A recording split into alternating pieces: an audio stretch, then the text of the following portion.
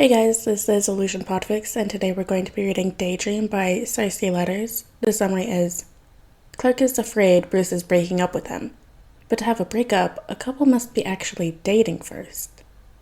Alright, without further ado, let's hop right in. He couldn't help but wonder to himself what their first kiss would be. Would Bruce be firm and rushed, like all those paparazzi pictures seem to picture him? Steady hands all over him, guiding their bodies to crash against a wall in a rushed moment of desperation where both of them wouldn't be able to hold their attraction for each other anymore. He knew Bruce wouldn't be able to push him against the wall if he didn't let him, but he'd let him. And then, maybe, in some weak late-night hours where he allowed himself to really daydream, it'd be the opposite. Perhaps he would see a side of Bruce no one had seen before. One of his many moments of gentle kindness, of softness hidden behind small expressions and actions that only someone he carefully lets in is able to interpret. Maybe Bruce would not take the lead, but allow him to start the kiss, calling his name in the calm voice he uses when the sun is almost up, and the dark night is done with his duties for the night. He knows how delicate Bruce can be when he wants to. Imagines both hands coming up to his face in a slow cradle, the warmth of his breath while getting their faces closer, the special smile reserved only for the people he loves. For now, Clark just waits. Until Bruce shows that he's ready to go forward, he'll give him the space he needs. Being with me is an endurance test, is what Bruce has told him years ago, when they first had this conversation on the topic of romance. It's not that Clark would ever agree with Bruce's self-deprecating sentences, but he certainly understands that not everyone would be patient enough to have Bruce, and wait for him to shed away the many layers that hide his vulnerabilities from the rest of the world with his slow, hard-headed way. Not everyone, except for him. Clark tells himself it's nothing, because what's one more year of slow development to someone who's already lived almost 8 years of friendship deep in love, with no expectation of being reciprocated? Kiss or no kiss, having a relationship with Bruce is already more than he ever thought it would be true. And they still have other couple things going for them anyway, like saving each other from mortal danger.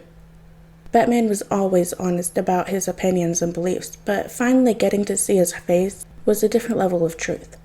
1 year after, and he still sees it as more of an exclusive confession of his trust than just a gossip revelation. Clark wished he had come up with something deeper to say than, "I've interviewed you," when first seeing Batman's face. But alas, that is not what haunts his heart and takes over his head when the world goes quiet. He can still hear the clear words in the voice said by Batman in the end of the conversation reverberating through his mind. "You've become important to me, Cal, and I would greatly appreciate if we could call each other real partners from now on." He can't recall his response, muddled in the complete chaos his own mind provided, caused by the unexpected confession and identity reveal all at once. But he does remember trying to calm himself down the way he often does during missions, by listening in to Batman's steady heartbeat.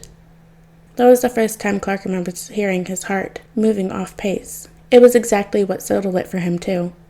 He couldn't be sure he wouldn't freak out, bruised by his passion, his intensity, or his pure excitement about being in love, and finally getting to share that.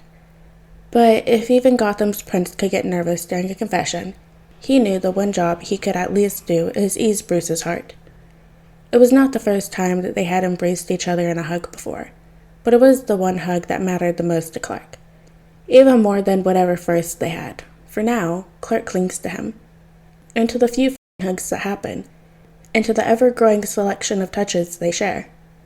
Alone, Bruce touches his arm when speaking, bumps his torso into him when showing documents, and sometimes pushes his body against him to call for attention in such a cat-like manner that actually manages to off-center Clark.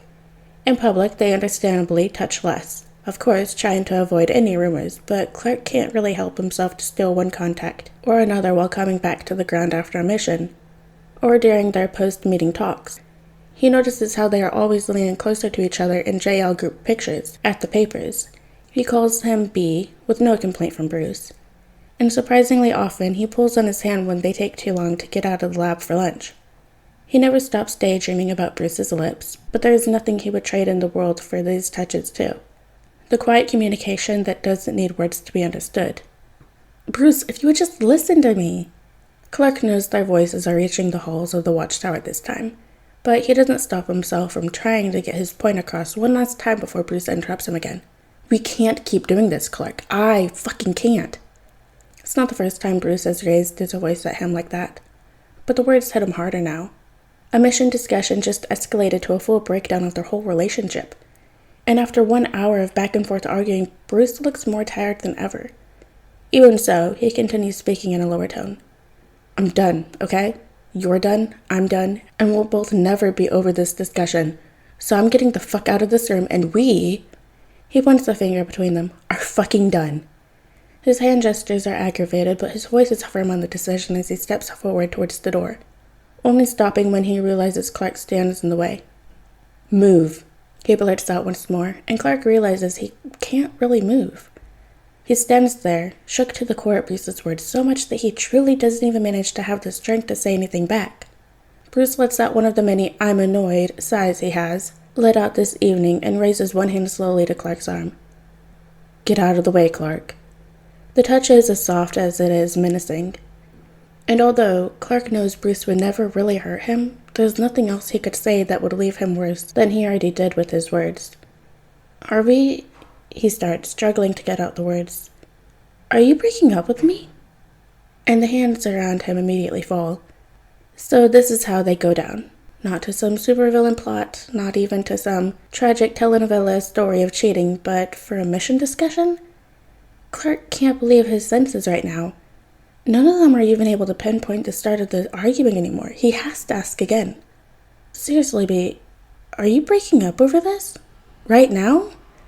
Silly enough, the one thing going through his mind is his birthday coming up next week. He had a whole Justice League party celebration planned that is all going to be in the trash now, because he definitely won't be up to a party for a few weeks, or months, or God knows how long until his stupid heart figures out Bruce won't be coming back. He knows he's pushing right now, wide-eyes, and calling Bruce B to gain some affection points, but there's nothing he can scrape up to do to save the relationship. And that is what he's still trying to come up with when Bruce speaks up again. Break up? His voice is unsure and confused, and now part of Clark's previous annoyance comes back, because how dare he get confused when he was the one saying that they were done out of nowhere? Clark, do you... Bruce raises the same hand again, now to his own face, fingers rubbing between his eyebrows. Do you think we're dating? The question hangs in the air like heavy smoke. It fills Clark's lungs until the oxygen he doesn't need to breathe goes completely out. And all it leaves is the panic inside of him, hollowed inside. Clark raises his eyes to meet Bruce, looking at him like he's 2 seconds out of being put in a mental hospital, or with a pity so deep that Clark has never seen expressed by Bruce before. He wonders if he can't even figure his partner's expressions out anymore. Or his not partner, should he say? Oh my God, Clark. He does hear the tone shift in Bruce's voice. The low, strung baritone of the fighting goes higher, softer. And his steady hands are suddenly pulling Clark to sit down on a small sofa by the wall of the lab they're inside. For how long? You said, when you told me your identity, when I showed you my face? What? Bruce sounds so exasperated he knows he fucked up. And the embarrassment might just kill him before Bruce does. He almost hopes for it. The silence stretches a bit longer, and the two of them are trying to process how in the hell they got themselves in such a situation. Clark feels unusually dizzy, but keeps his mouth shut, afraid to reveal something else equally worse, praying silently that this is all a nightmare he will wake up from, and then go back to the real world, where he and Bruce are still going on ice cream dates and pre-mission workouts. He thinks of inventing some alien culture excuse, but even if he wasn't really dating a Batman, they could still read each other's lies in seconds. When Bruce speaks up again, it's partially mumbled out from behind his hands covering his face. I didn't know I was so bad at hiding it like this. How did you even... We haven't even kissed, Clark. Oh, trust me, I know that. How have we been dating for nearly 12 months now and haven't kissed? Now he can hear the slight humor hidden behind Bruce's words, which is simply rude based on the situation they have at hand. I was giving you time, okay? I'm sorry I know you enough to expect you taking your time at being physically comfortable. As soon as the words leave his mouth, he knows how insane he sounds. Still looking worn out, post-mission, messy hair, and assuming to be in a kissless relationship with his best friend for almost a year, he'll never recover from this. Superman is going to need a 10-year vacation to another galaxy. Bruce apparently doesn't only seem to think he is insane, but is going crazy himself, because instead of getting mad at him for everything happening, he lets out a small laugh through his nose and gets closer to Clark. Sly smile coming out. Are you really not playing a joke on me with this? No, unfortunately. He can't stand the gravity of their eyes meeting anymore, so he lowers his head before speaking in. I'm sorry. I got confused, I guess. I don't know what I was Before he gets to finish the sentence, his mouth is already busy being wrapped up in Bruce. A sudden hand is holding his chin, propping his head up to meet where Bruce has gone forward. His lips are unbelievably soft, but the kiss is not even close to what Clark had daydreamed about before. No matter how wildly his wondering took him, nothing he could come up with in his head compared to actually feeling Bruce there. The soft, steady touch, the sweet taste of his tongue, the undeniable understanding that it was real. When they separate, Bruce is still touching his face, eyes slowly opening up to stare at him from a low angle. He looks like an angel, something not only otherworldly, like himself, but from another existence altogether. His expression is as unreadable as always, but even though the confusion caused by the sudden act, his next words are easy to figure out. I'm sorry I took so long, Clark. Alright guys, and that is the end of Daydream by Cersei Letters. I hope you guys liked it, and I'll see you next video.